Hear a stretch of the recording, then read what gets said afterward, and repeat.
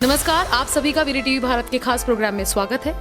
आज 26 मार्च को हर साल वर्ल्ड एपिलेप्सी अवेयरनेस डे मनाया जाता है। ये डे बनाने का मुख्य कारण है मिर्गी के रोगियों के प्रति अंतर्राष्ट्रीय स्तर पर जागरूकता फैलाना। हमारे साथ आज मौजूद हैं डॉक्टर नीरज भूटानी, जो कि संतोखबा दुर्लभ जी मेमोरियल हॉस्पिटल में न्यूरो के सीनियर कंसल्टेंट हैं। आइए जानते हैं उनसे इस बीमारी के बारे में और कैसे इसको दूर कर सकते हैं उसके बारे में। आपका हमारे शो में बहुत बहुत स्वागत है सर। नमस्कार। डॉक्टर नीरज, आप सबसे पहले जानते हैं कि ये फैलता क्यों है, किस तरह से लोगों को होता है, इसका कारण क्या है? देखिए, जो एपिलेप्सी है इसके कारण को हम दो तरीके से डिवाइड कर सकते हैं।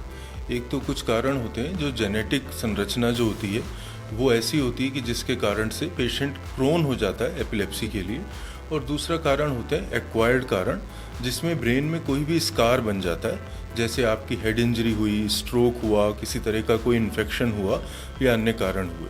तो मेन जो मैकेनिज़्म है एपिलेप्सी की, वो मैकेनिज़्म ये है कि जो हमारा ब्रेन है उसमें बहुत सारी नर्व्स होती है, न्यूरल नेटवर्क होता है। इस न्यूरल नेटवर्क को आप ये माने कि ये एक तरीके से जैसे एक इलेक्ट्रिकल नेटवर्क की तरह होता है, और इसमें बड़े तारतम्य से इलेक्ट्रिसिटी जो है प्रवाहित होती है। पर अगर इस इलेक्ट्रिसिटी में कोई शॉर्ट सर्किट जैसा हो जाए, ऐसे ही ब्रेन के न्यूरल सर्किट में कुछ डिस्टर्बेंस आ जाए, तो जो न्यूरॉन्स होते हैं वो अनियंत्रित तरीके से फायर करने लगते हैं, उससे एपिलेप्सी हो जाती है। तो ये अनियंत्रित तरीके से फायर करना तब भी हो सकता है जब ब्रेन की बनावट में कोई जेनेटिक कारण से नुक्स आ जाए, या उसके चैनल्स सही तरीके से जुड़े हुए नहीं हो, या ऊपर से कोई ऐसी बीमारी आ जाए जो ब्रेन में एक स्कार उत्पन्न कर दे, जिससे वो जो वायर्स हैं वो आपस में जो उनका कनेक्शन हो वो इतना अच्छे तरीके से ना हो, और वहाँ एक एपिलेप्सी का फोकस बन जाए, और वो फोकस कभी भी डिस्चार्ज करे और पेशेंट को एपिलेप्टिक फिट आ सकता है। और ये क्या ज़रूरी है कि ये किसी भी उम्र में पर्टिकुलर कि छोटे बच्चों में नहीं हो सकता या बड़ों में नहीं हो सकता? क्योंकि एक एक्सीडेंट के थ्रू होना तो एक दूसरी चीज़ है, लेकिन कोई ये एक तो जेनेटिक हो सकता है, इस बारे में बताएं। नहीं, एपिलेप्सी किसी भी उम्र में हो सकती है, छोटे बच्चों में, एडल्ट में और बुजुर्गों में किसी में भी हो सकती है। इसका बाई मॉडल ग्राफ होता है, यानी सबसे अधिक जो देखी जाएगी वो या तो छोटे बच्चों में देखी जाएगी या बुजुर्गों में देखी जाएगी। बीच के आयु ग्रुप में थोड़ी सी कम देखी जाएगी, पर होती सभी आयु ग्रुप में है।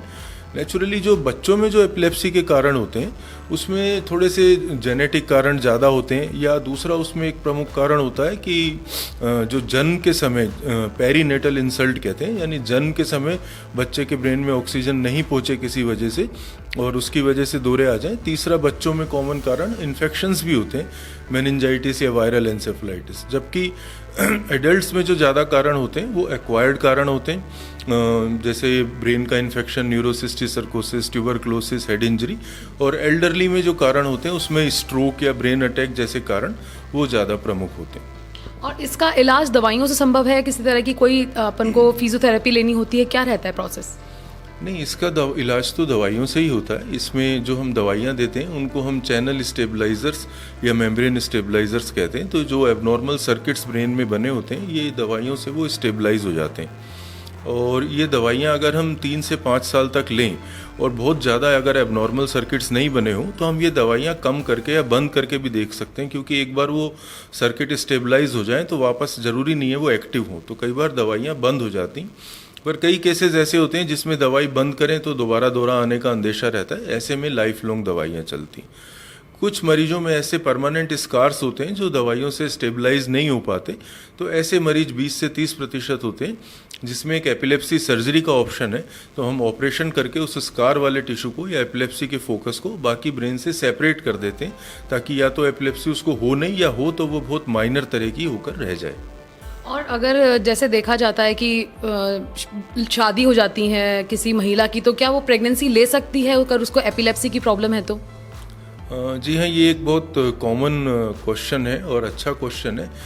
एपिलेप्सी से मैरिड लाइफ में कोई अंतर नहीं पड़ता है, और आप प्रेग्नेंट हो सकते हैं। बहुत सारी एंटी एपिलेप्टिक दवाइयाँ ऐसी हैं जिनके प्रेगनेंसी में होने वाले साइड इफ़ेक्ट बहुत कम है। देखिए, 0 साइड इफ़ेक्ट वाली तो प्रेगनेंसी में दुनिया में कोई दवाई नहीं है। आप नॉर्मली भी अगर हम देखते हैं कि 100 प्रेगनेंसीज होती हैं, तो 100 की 100 प्रेगनेंसीज नॉर्मल चाइल्ड बर्थ में कन्वर्ट नहीं हो सकती। 3%, 2%, 4% प्रेगनेंसीज में तो कुछ ना कुछ प्रॉब्लम आती है। तो अगर आप एपिलेप्सी की दवाई ले रहे हैं तो ये प्रॉब्लम आने का अंदेशा थोड़ा बढ़ जाता है। फिर भी 90% या उससे अधिक केसेस में अगर आप एपिलेप्सी की दवाइयाँ ले रहे हैं और आपको एपिलेप्सी है तो भी आप नॉर्मल प्रेगनेंसी, डिलीवरी, ये सब चीज़ें अटेन कर सकते हैं। एक्चुअली हम लोग भी पहले ना पूरा स्टडी करके आए थे चैनल के लिए, हमारे कुछ लोग जानकार हैं उनसे पूछ करके, तो वो ही जानना चाहते हैं कि बच्चों में पर्टिकुलरली हम कैसे आइडेंटिफाई करें कि उनमें मिर्गी आ रही है, इनको मिर्गी के दौरे पड़ रहे हैं। देखिए, जनरली जो मिर्गी का दौरा होता है वो तो आइडेंटिफाई हो जाता है, क्योंकि लोग जानते हैं उसके बारे में कि ये अचानक हाथ पांव अकड़ते हैं, टाइट होते हैं, झटका आता है और अनकॉन्शियसनेस होती है। तो ये नॉर्मल दौरे तो इजीली आइडेंटिफाई हो जाते हैं। पर बच्चों में कुछ अलग किस्म के दौरे होते हैं जिनको पहचानना मुश्किल होता है। जैसे इसमें हम एक मानते हैं एब्सेंस सीजर, जिसमें जो बच्चा है वो उसको किसी प्रकार का दौरे जैसा नहीं पड़ता, वो कुछ सेकंड के लिए एकदम एब्सेंट हो जाता है, उसकी आंखें ठहर जाती और जैसे वातावरण से उसका संपर्क कट जाता है। तो इस तरह के दौरे कई बार पहचानने में मुश्किल आ सकती। तो अगर ऐसा हो रहा हो कि स्कूल में टीचर को लग रहा हो कि बच्चा अचानक कुछ सेकंड के लिए एब्सेंट हो जाता है या उसकी परफॉर्मेंस पे फ़र्क पड़ रहा हो, तो डॉक्टर से संपर्क कर सकते हैं। और दूसरा, कुछ कॉम्प्लेक्स पार्शियल सीजर हो सकते हैं बच्चों में, जिसमें पूरा दौरा ना आके सिर्फ होंठ चलाना, लिप्स मैकिंग करना या इस तरह की चीज़ें होकर रह जाएं। तीसरा, अगर बहुत ही छोटा बच्चा है जिसको हम न्यूनेट कहते हैं, कि जिसका जन्म अभी हुआ ही हुआ है, तो नेचुरली वो इतना छोटा होता है कि उसमें इस तरह का पूरा दौरा आपको नहीं दिख से, हो सकता है सिर्फ आंखों की फ्लिकरिंग या कोई ऐसी चीज़ ही नज़र आए।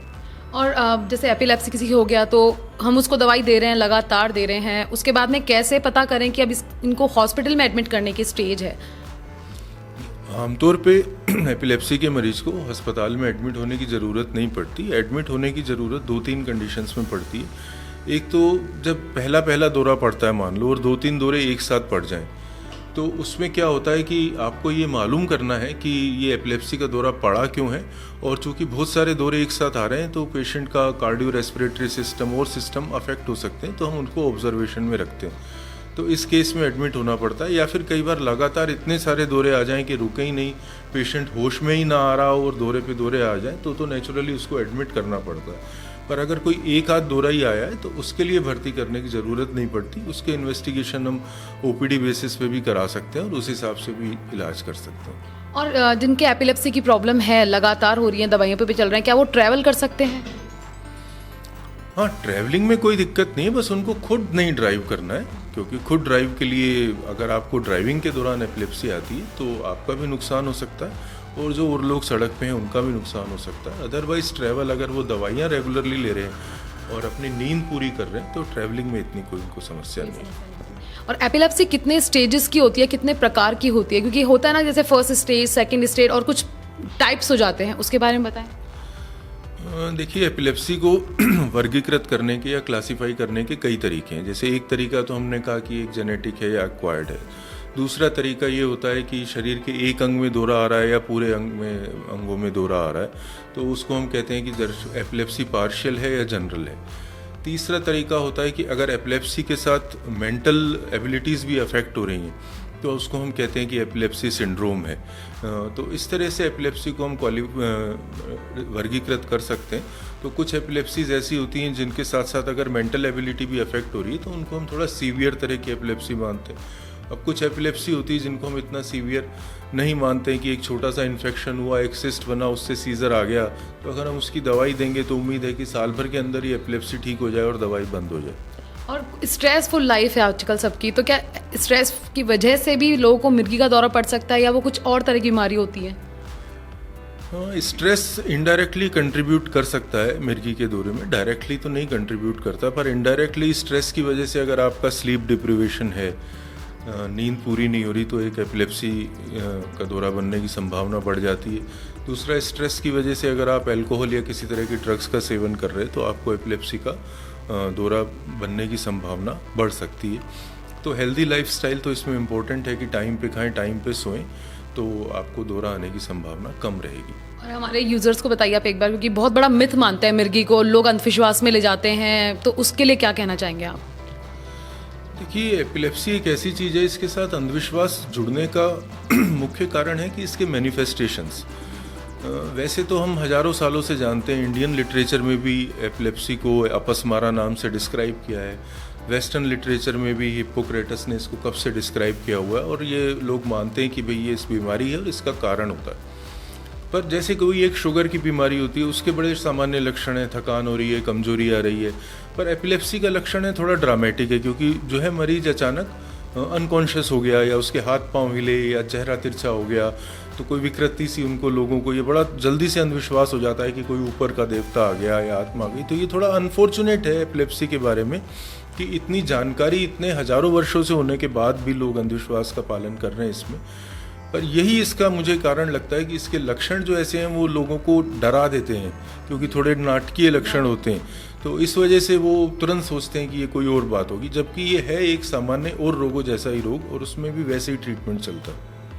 आप हमारे व्यूअर्स को कुछ बताना चाहेंगे इसके लिए, अगर अलग से कुछ मैसेज देना चाहें तो एपिलेप्सी के लिए?